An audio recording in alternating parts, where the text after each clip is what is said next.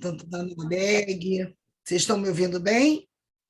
E hoje, da Noreg, agora estamos tendo hoje a presença, né, do doutor Humberto Monteiro da Costa, que é presidente da ARPEN, né, do Rio de Janeiro, que é a Associação de Registradores de Pessoas Naturais do Estado do Rio de Janeiro, e também é registrador da segunda circunscrição do primeiro distrito de Nova Iguaçu.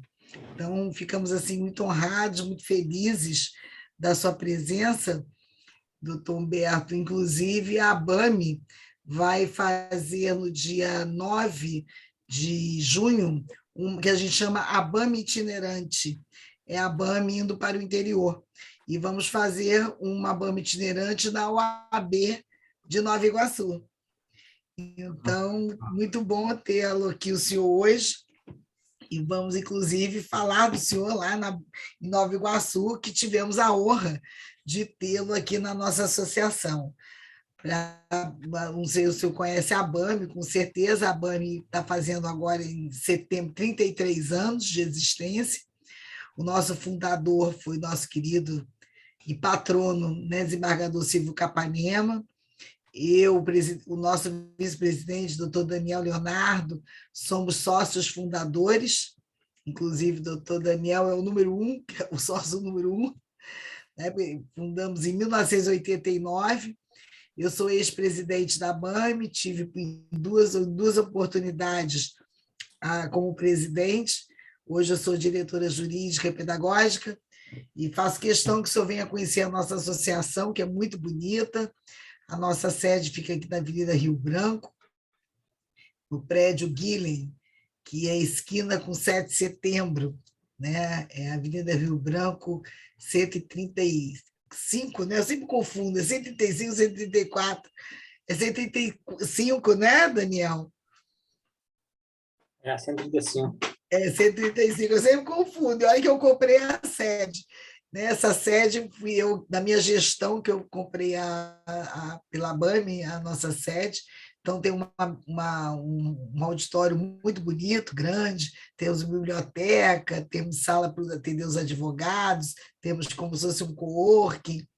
Então, é uma sede muito bonita e eu faço questão que o senhor venha aqui prestigiar a nossa associação e conhecer.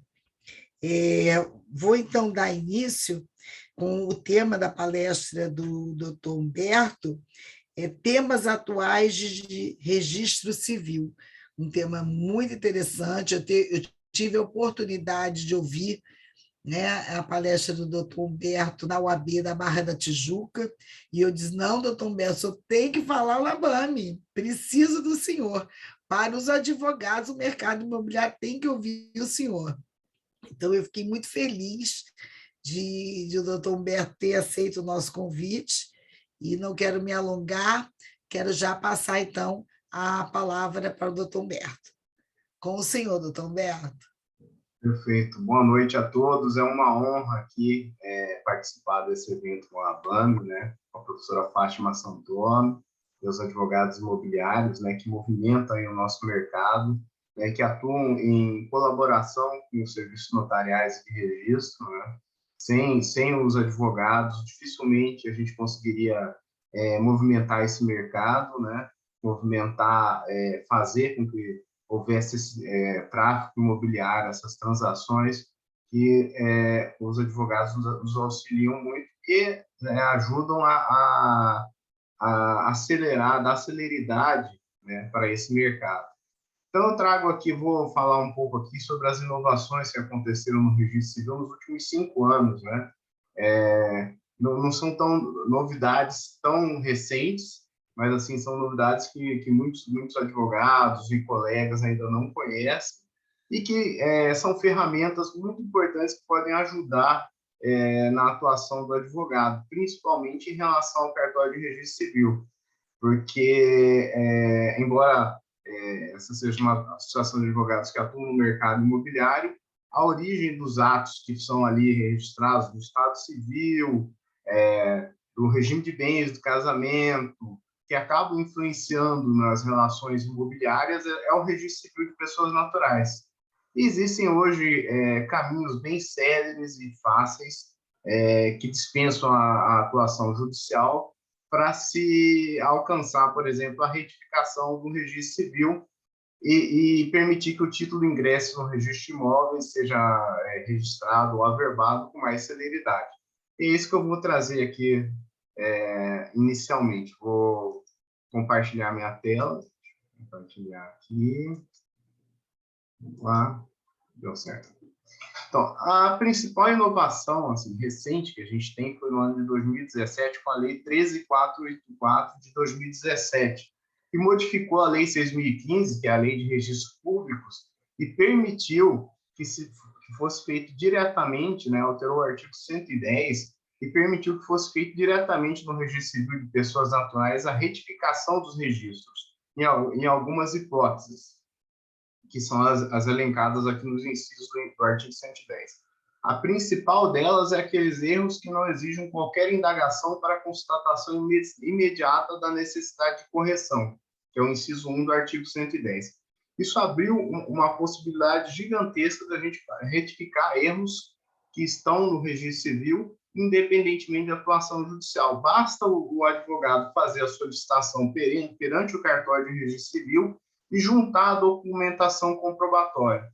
Casos que a gente tem usado muito é para retificação de nome, quando a pessoa pretende adquirir cidadania, por exemplo, italiana, e o nome foi abrasileirado quando foi feito o registro de nascimento ou o registro de casamento no Brasil, com a documentação idônea, né, a certidão trazida da Itália, apostilada, a gente consegue resolver isso no cartório de registro civil de forma célere, sem necessidade de atuação judicial ou de maiores custos com essa retificação.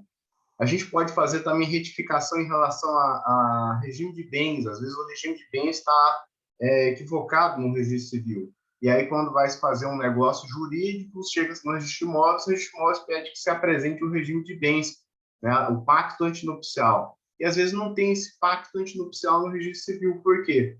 Porque, por exemplo, na época que houve a transição da Lei 6.577, o regime legal de bens passou a ser de comunhão universal para o regime da comunhão parcial de bens. Nesse período, alguns processos de casamento tramitaram ainda com o regime da comunhão universal de bens, resultando num casamento com o regime da comunhão universal de bens, no entanto, sem pacto antinupcial, porque ainda vigorava a lei anterior, na qual o regime, que era o Código Civil, na qual o regime de bens era o da comunhão universal de bens. Juntando-se a documentação, é possível fazer essa retificação no registro civil, para demonstrar que naquele processo de habilitação de casamento não foi apresentado um pacto antinupcial, porque na época vigorava o Código Civil de 16, e esse era o regime de casamento, o regime legal. E N outras possibilidades de retificação existem aí no inciso 1 do artigo 110. Além disso, a lei inovou ao trazer a possibilidade de a gente retificar mandados, ordens judiciais que estejam averbados ou anotados equivocadamente, também podem ser feitos diretamente no registro civil. Pode ser feita a retificação em relação à ordem cronológica do livro, folha, termo, etc. Uma hipótese que a gente utiliza bastante aqui no Rio de Janeiro é a questão do município. Quando há ausência do município de naturalidade, a gente também pode, havendo indicação no registro do endereço, fazer a retificação. E a última hipótese é a elevação do distrito a município ou alteração da sua nomenclatura. O Rio de Janeiro foi estado da Guanabara durante algum tempo. E muita gente ainda consta no registro de nascimento como estado da Guanabara. Hoje é Rio de Janeiro. Para adequar à realidade atual, basta requerer a retificação no registro civil e vai passar a constar natural do estado do Rio de Janeiro e não natural do estado da Guanabara. A gente pode também realizar essa retificação diretamente no registro civil, independentemente de ordem judicial. Então, essa Lei 13.484, alterou a Lei 6.015 e permitiu que todas essas situações pudessem ser retificadas diretamente no Registro Civil. E basta para quê? O que precisa para isso? Basta o advogado comparecer, formular uma petição com a documentação e solicitar a retificação. Outro caso muito comum que acontece é número de filhos. Às vezes a pessoa fez o registro de óbito e declarou lá que deixou só 2 filhos. Na verdade, são 3, 4. É uma retificação muito rápida e muito fácil de fazer. Basta o advogado fazer um requerimento, juntar a certidão de nascimento dos filhos, o oficial constatando essa divergência, ele averba lá a retificação dizendo, ao invés de 2 filhos, são 4 filhos, conforme as certidões que foram apresentadas, e a retificação está feita. A partir daí, pode-se prosseguir com inventário, partilha, etc. Então, são hipóteses que foram criadas por essa lei de 2017, que facilitaram muito a vida do advogado e também do registrador civil, né? Tornando muito mais célere e rápido esse processo de retificação. Outra novidade que não é tão recente, mas foi feita através do provimento do CNJ, é o provimento 63 do CNJ que eu trago aqui, né? É o provimento 63 de 2017. O que esse provimento previu? Ele previu as hipóteses de reprodução assistida de registro direto no registro civil, mas que eu não vou comentar aqui para não me estender muito, mas também previu a possibilidade de reconhecimento da paternidade socioafetiva. Ou seja, hoje a paternidade socioafetiva independe de uma ação judicial. Ela pode ser reconhecida diretamente no cartório de registro civil. Inicialmente, o provimento tinha previsto isso para qualquer hipótese, e depois, no provimento 83, o CNJ restringiu essa possibilidade, em 2019, apenas para as pessoas acima de 12 anos de idade. Então, as pessoas acima de 12 anos de idade hoje podem ter o reconhecimento de paternidade ou maternidade socioafetiva diretamente no cartório de registro civil.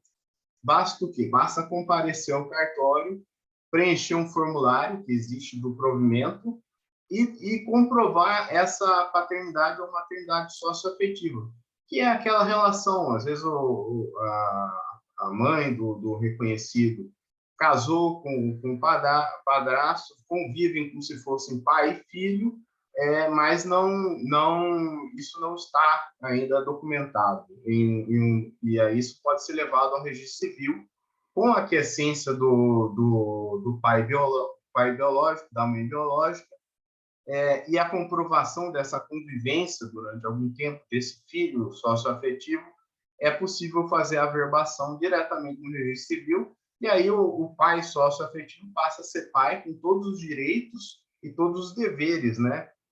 Como se fosse uma adoção, só que uma adoção respaldada por esse provimento 63 de 2017. Também é um procedimento sério, rápido, né? Uma vez feito o pedido de reconhecimento socioafetivo e apresentada a documentação, normalmente em 30 a 60 dias já é feita a averbação e o requerente já tem a certidão com a averbação da paternidade ou da maternidade socioafetiva. Mais recentemente, o CNJ editou o provimento 73 de 2019, que é o provimento que fala da alteração de nome e gênero diretamente no cartório de registro civil. Hoje é possível também diretamente no cartório de registro civil a pessoa interessada, maior de 18 anos, requerer a alteração de nome e gênero. Ela vai preencher também um formulário que existe no cartório de registro civil e vai apresentar uma série de documentos que são previstos no provimento. E aí ressalto que toda essa documentação prevista é indispensável para que seja feita a alteração de nome e gênero. Sem essa documentação, o próprio provimento prevê que não é possível fazer. E quais que são esses documentos? Esses documentos estão previstos no parágrafo 6º do artigo 4º, que eu trago aqui. tem que apresentar certidão de nascimento atualizada, se for casado, certidão de casamento atualizada, cópia do RG, cópia da identificação civil nacional, se for o caso. Hoje acho que ainda ninguém tem o documento do ICN, que está sendo implementado nacionalmente ainda, cópia do passaporte brasileiro, se for o caso, CPF, cópia do título de eleitor, cópia da carteira de identidade social, se for o caso, que hoje é possível ter uma carteira de identidade social, comprovante de endereço, certidão do distribuidor civil do local de residência nos últimos 5 anos, federal e estadual, certidão criminal do local de residência estadual e federal, certidão de execução criminal dos últimos 5 anos, estadual e federal, certidão do estabelionato de protesto dos últimos 5 anos, certidão da Justiça Eleitoral, certidão da Justiça do Trabalho e certidão da Justiça Militar, se for o caso, tratar de sexo masculino. E aí, com essa documentação, o procedimento é processado perante o oficial de registro civil, e estando ok, a gente vai autorizar a realização do registro com alteração do sexo e do nome da pessoa. Por que o provimento exige essa documentação? Porque uma vez deferido o pedido de alteração de nome e gênero, todos esses órgãos, como DETRAN, Ministério da Fazenda, etc., se houver algum processo em curso, a vara terá que ser comunicada. Então, todos esses órgãos são comunicados ter essa alteração, que é sigilosa.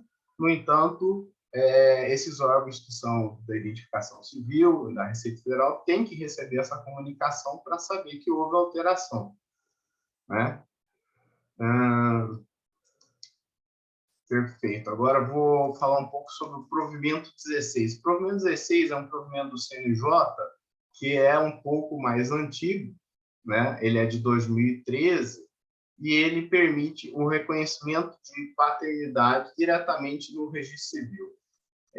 Qual que é a grande vantagem do provimento 16 do CNJ para os advogados?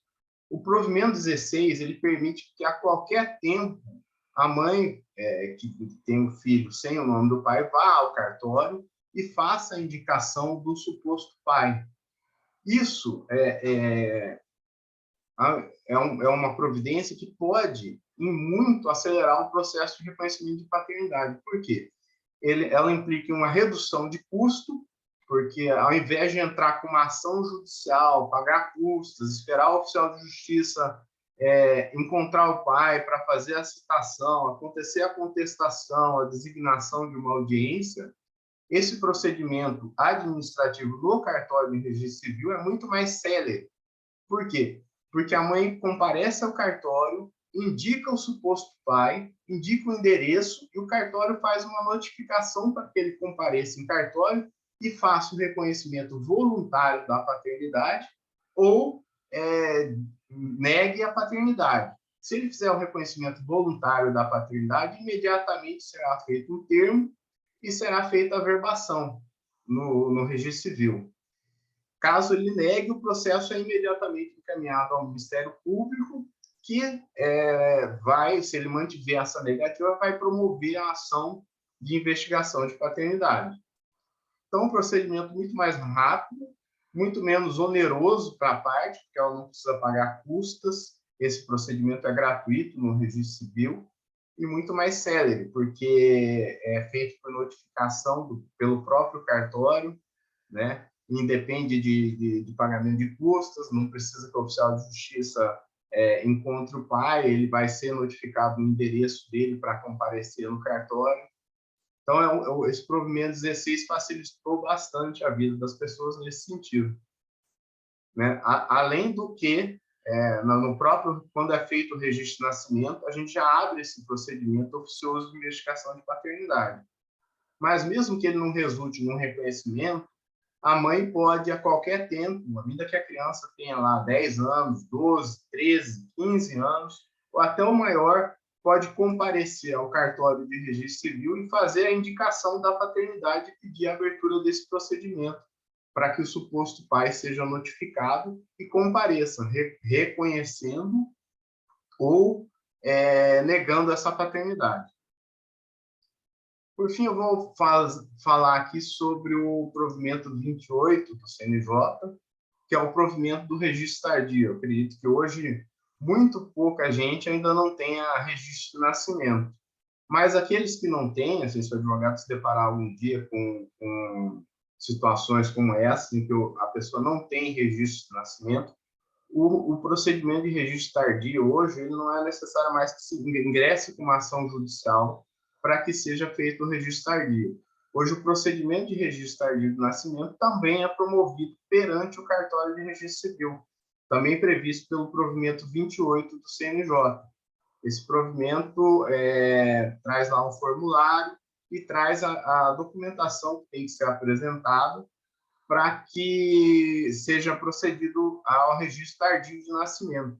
Então, todo o procedimento é realizado no cartório e é só encaminhado ao juízo para que ele autorize a fazer o registro tardio de nascimento.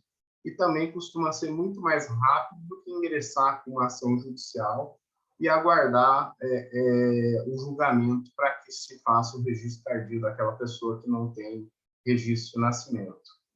E aí o provimento 28 aqui elenca as situações, fala quais são os requisitos e traz também aqui quais são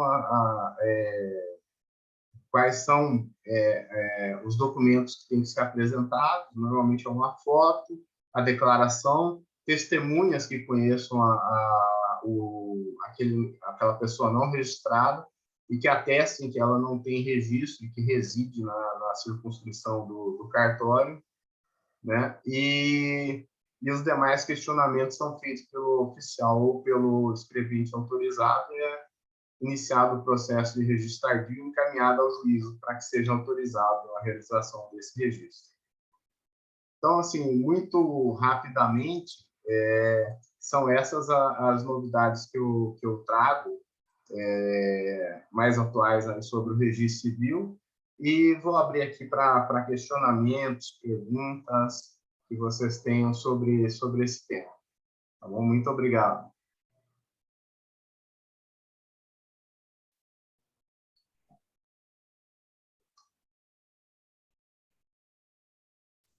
Ok, doutor Humberto. Muito boa suas colocações e as novidades da lei. E eu quero aproveitar para já tirar uma dúvida. O senhor falou sobre a facilidade com a nova lei da identificação da paternidade. A lei flexibiliza para a gente retificar também a paternidade, ou seja, uma determinada pessoa descobre que o filho não é seu e descobre que tem o outro pai reconhece. Existe essa flexibilidade no cartório para substituir a paternidade? Então, infelizmente, nesse caso, o provimento não prevê essa possibilidade. Não prevê. E aí tem que ingressar realmente com uma ação judicial de anulação do reconhecimento anterior de paternidade e inclusão do novo pai. A gente recebe constantemente ali umas averbações como essas, mas realmente só mediante ação judicial. Essa hipótese não está prevista no provimento e a gente, como está descrito ali a legalidade, não pode realizá-la diretamente no cartório de registro civil. Ok. Esse tema, né, doutor Humberto, eu só tenho a agradecer ao senhor. Veja que como é interessante, né? Como nós temos várias resoluções do CNJ recentes que envolvem direta e indiretamente, né, não só diretamente a circunscrição civil, mas que vai ter, digamos assim, novas frentes em outras áreas, inclusive na área de família, como acabamos de ver com a pergunta do doutor Daniel. O senhor acredita que essas resoluções, teremos mais alguma novidade interessante que envolva a circunscrição civil em termos de novas resoluções? Olha, o CNJ tem legislado muito em relação ao registro civil, né? Acho que o registro civil... Pois é, por isso que eu estou perguntando. Provimentos, resoluções do CNJ regulamentando situações como, por exemplo, essa alteração de nome e gênero, o Congresso não decidiu, não legislou sobre o tema, e o CNJ avançou, resolveu o que a sociedade precisava desse avanço e regulamentou. Por exemplo, hoje o casamento homoafetivo não tem uma lei que prevê, é um provimento do CNJ, também o fez. E eu acho que em breve a gente deve ter uma novidade bem grande em relação à MP 1085, que está em trâmite no Congresso Nacional agora. O prazo que ela tem para ser votada, ela já foi aprovada na Câmara e deve ser aprovada no Senado até o dia 1º de junho, e ela traz grandes novidades em relação aos registros eletrônicos. E isso vai ser regulamentado pela Corregedoria Nacional de Justiça do CNJ. Então, em breve, a gente deve ter uma grande novidade em relação a isso, permitindo o ingresso de títulos eletrônicos, permitindo, por exemplo, o registro de nascimento de modo eletrônico, a DNV, que é o documento que é levado hoje ao cartório da Patrícia Civil, seja enviado ao cartório eletronicamente e que depois esse registro também seja disponibilizado eletronicamente para a parte, né? Acho que o CNJ deve regulamentar bem isso para garantir a segurança jurídica, mas vai ser um grande avanço. Eu vejo aí como, por exemplo, a desnecessidade da pessoa ir até o cartório, efetuar o deslocamento, ter acesso a esses documentos, por exemplo, com QR Code, toda a segurança no celular ou no aplicativo, que não seja no celular, no aplicativo, como hoje existe, por exemplo, o aplicativo do governo federal, em que você tem acesso à carteira de habilitação, né, carteira nacional de habilitação, e aos documentos de veículos você tem acesso também eletronicamente. Acho que o próximo passo que o Registro Civil vai dar ao registro de imóveis é permitir ter esse aplicativo, né, aprovado essa medida provisória, e que vai permitir o acesso a esses documentos eletronicamente, sem necessidade de deslocamento, e trazendo, acho que, grande benefício para a sociedade. Nós temos aqui, doutor Humberto, o nosso associado, doutor Cláudio Habib, nosso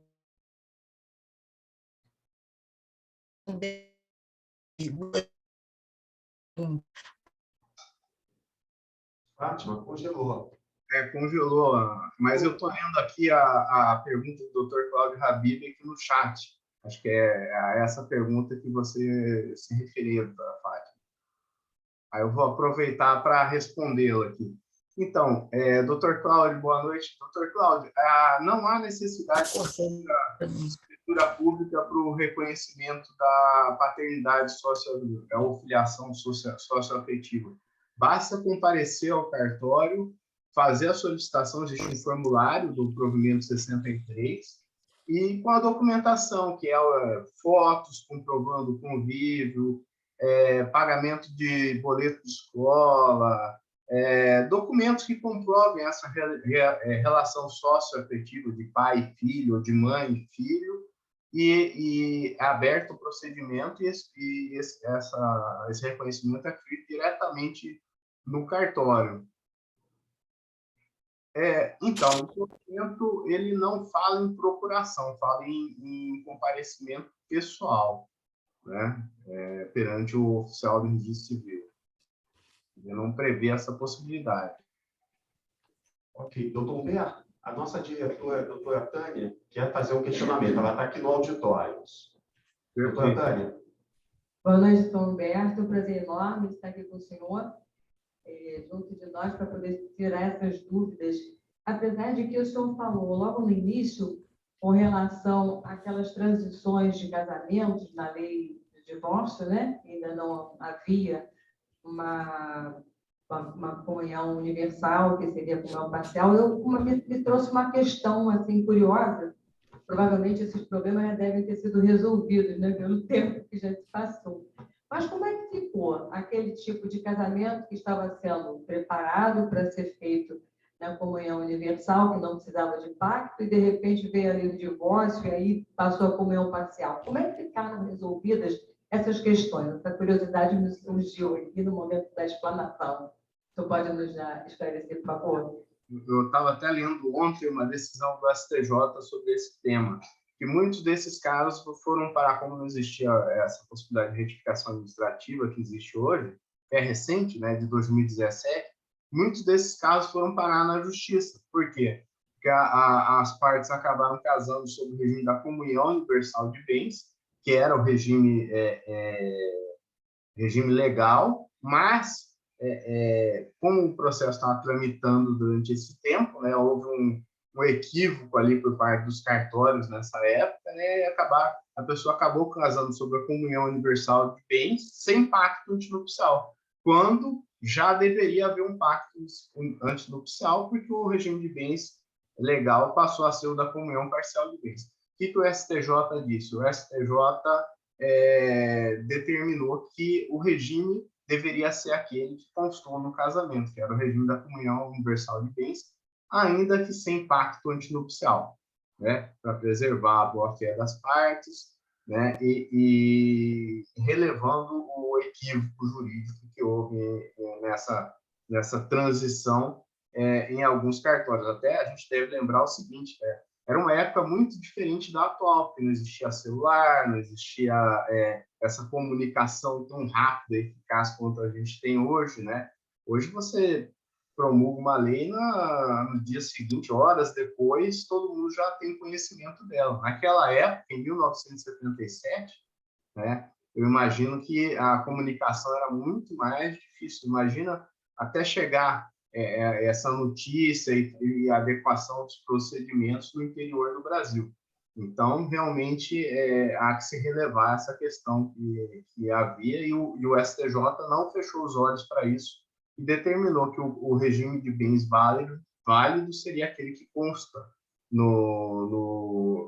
na certidão de casamento, ainda que não existisse um pacto antinupcial estabelecendo aquele regime de bens, privilegiando a boa-fé. Eu, particularmente, acho que foi uma decisão acertada, porque veio privilegiar realmente o que as partes gostariam que fosse feito, não é verdade? Mesmo sem o pacto. Muito obrigada, doutor, esclarecido.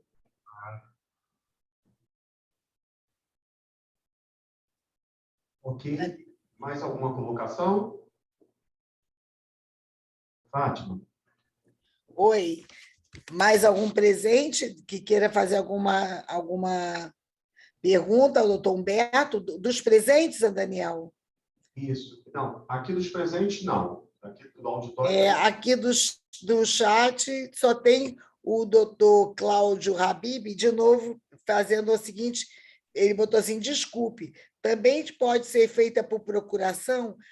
Doutor Humberto, ele depois fez esse complemento na pergunta dele. Eu havia dito antes, o provimento do CNJ, o provimento 63, ele não prevê essa possibilidade, ele prevê a possibilidade de comparecimento pessoal perante o oficial de registro civil para realizar o reconhecimento. Então, não existe essa possibilidade de procuração. Lógico, existe a possibilidade, por exemplo, o pai está num estado e o filho sócio-afetivo está em outro estado. Aí o provimento prevê o seguinte, que hoje a gente tem uma ferramenta chamada Central de Registro Civil Nacional, na qual todos os cartórios de registro civil do Brasil estão interligados. Então, o pai pode fazer esse reconhecimento sócio-afetivo num estado ou numa outra cidade e ser encaminhado por cartório onde consta o registro e o filho comparecer nesse cartório, ou vice-versa, né? O pai está no cartório onde está o registro e o filho está em outro local. E aí é encaminhado pela Central do Registro Civil. Aliás, é uma questão que eu gostaria até de deixar bem claro para os advogados, que hoje, com essa central, a gente consegue expedir certidões de qualquer estado do Brasil. Ou seja, hoje não é necessário mais haver um deslocamento para outro município, outro estado, para solicitar as certidões. Basta ir no cartório de registro civil mais próximo da residência ou do escritório do advogado, com os dados da certidão e solicitar a certidão. E a certidão é solicitada, entregue ali, você recebe uma certidão daquele cartório, como se você tivesse recebido a certidão lá do cartório da Bahia, Sergipe, ou do Rio Grande do Sul, do Paraná, de qualquer lugar do Brasil. Existe uma interligação hoje entre todos os cartórios de registro civil, o que facilita bastante essa obtenção de certidões. Mas não pode ser feita também essa solicitação online? Pode ser feito online, através do portal registrocivil.org.br. registrocivil.org.br. E aí a certidão é encaminhada para o endereço que é indicado lá nesse portal. E pode fazer uma consulta nacional? Pode ser feito, sim, uma busca nacional. No entanto, ressalto que, como muitos cartórios são de 1889, quando se tornou obrigatório o registro no Brasil, nem todos os acervos de todos os estados do Brasil estão digitalizados. Então, essa busca é feita, é mais fácil achar um registro mais recente do que um registro muito antigo. Porque aqui no Rio de Janeiro é de 2007 para frente. O portal é de 2007 para frente, mas muitos cartórios já digitalizaram o acervo até 1976, né? Quando fez a lei 6.015. E a ideia é digitalizar 100% do acervo.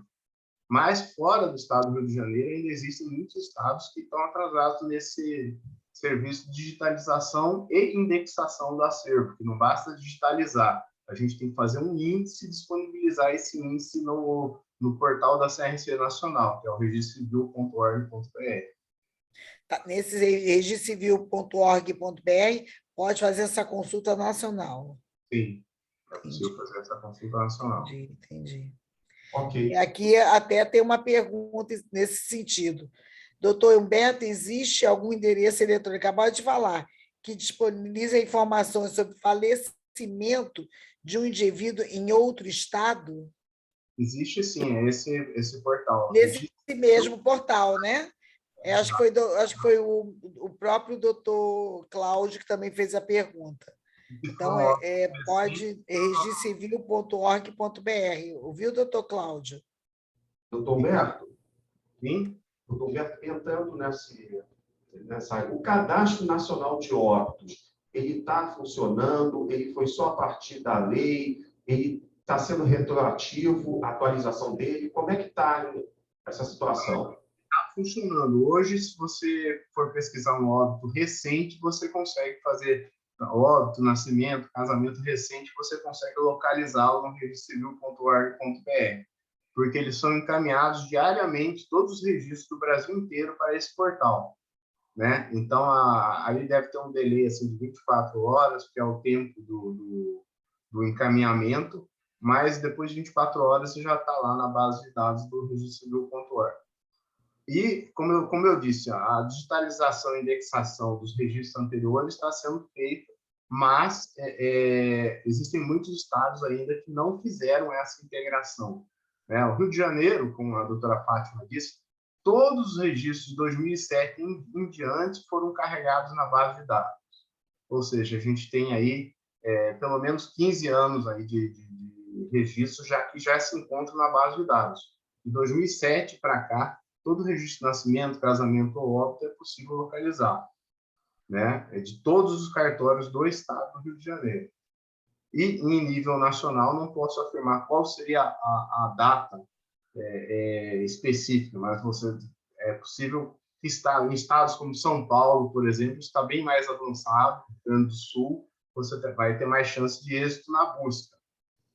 Alguns outros estados, como Amazonas, estados do Nordeste, ainda estão um pouco atrasados nessa questão da digitalização e indexação. Então, talvez não seja possível encontrar no portal e aí seja necessário fazer uma busca diretamente no cartório de registro civil daquele município. Esse portal registrocivil.org.br, ele está atrelado ao Colégio Notarial Brasileiro?